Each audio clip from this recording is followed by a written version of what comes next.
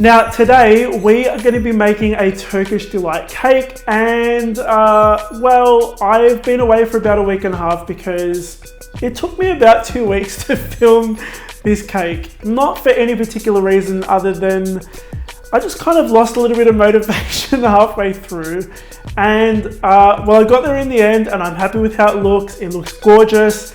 I can't wait for you guys to see it. This is how you make my Turkish Delight cake. Now guys, the first thing we're going to start with is our Turkish Delight. And for this recipe, you're going to need a candy thermometer. Now we're going to start by making our corn flour mixture. So add your water and cornstarch or corn flour into a mixing bowl and mix that until everything comes together.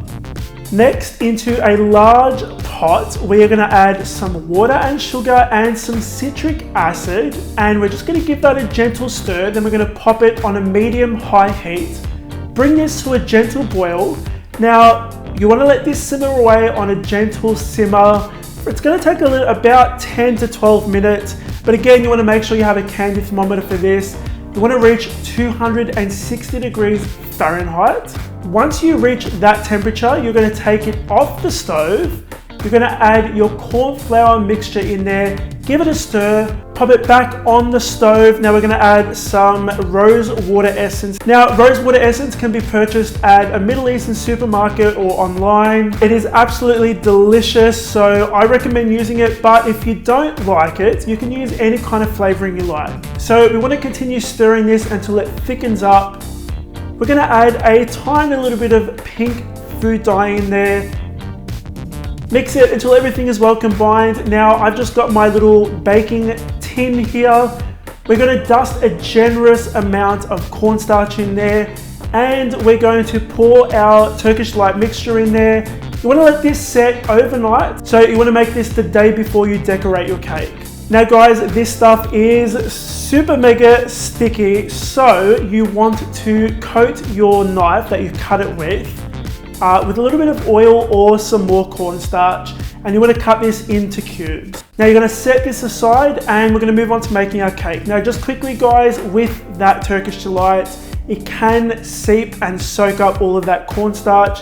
It's okay, just recoat it in cornstarch right before you serve it. Now for our chocolate cake, we want to make that the day before as well. So you want to pop your flour, sugar, bicarb soda, cocoa powder and salt into a large mixing bowl. You're going to mix that to get everything combined. Then you're going to add your softened butter and mix that until you reach a crumbly sand-like texture. Next, you want to add your milk and eggs, and you want to mix that until everything comes together. Now I've got 3 8-inch cake tins that I've just sprayed with some oil and lined with some baking paper.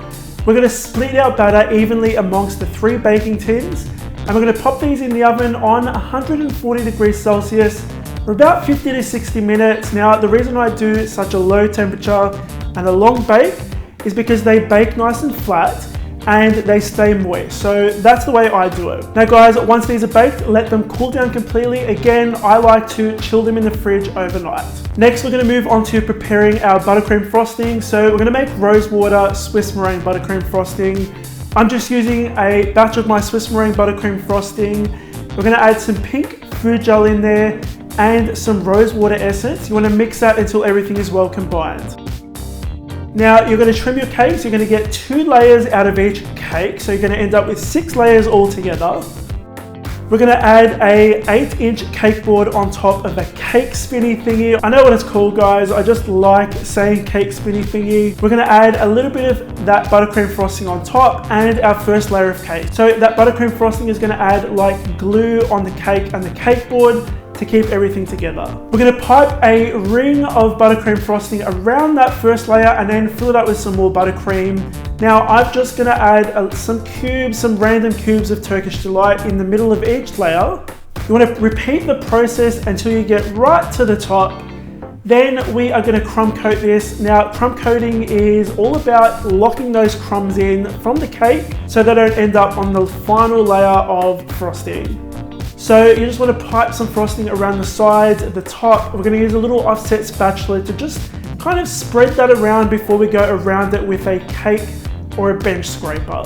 Now guys, as you go around with that offset spatula, you want to make sure you're kind of filling in those grooves in between each layer of cake, just so that when you cut through it, everything looks nice and uniform and there's no weird gaps of no frosting. Now you want to pop that in the fridge for about 4 to 5 hours, let it chill really, really well. Now I've also got some of my chocolate Swiss meringue buttercream frosting.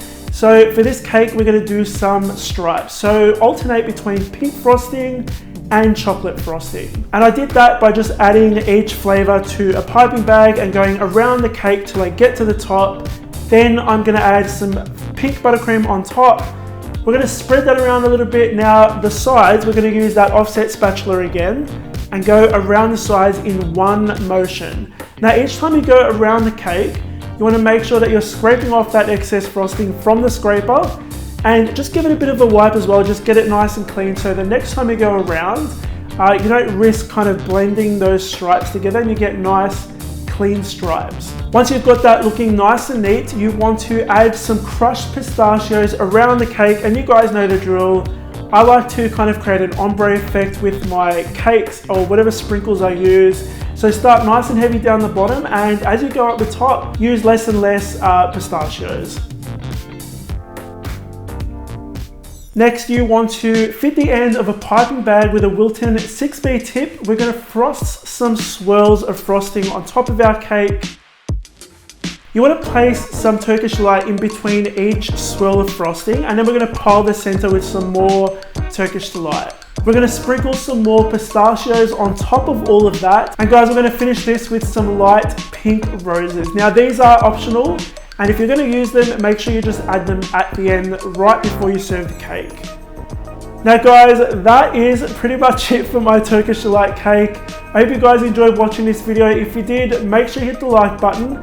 Again, you're going to find the recipe on my website, thescranline.com. A link for that is in the box below. Thank you so much for watching, guys. I'll see you all on the next episode of the Scran Line. I don't know which hand to use.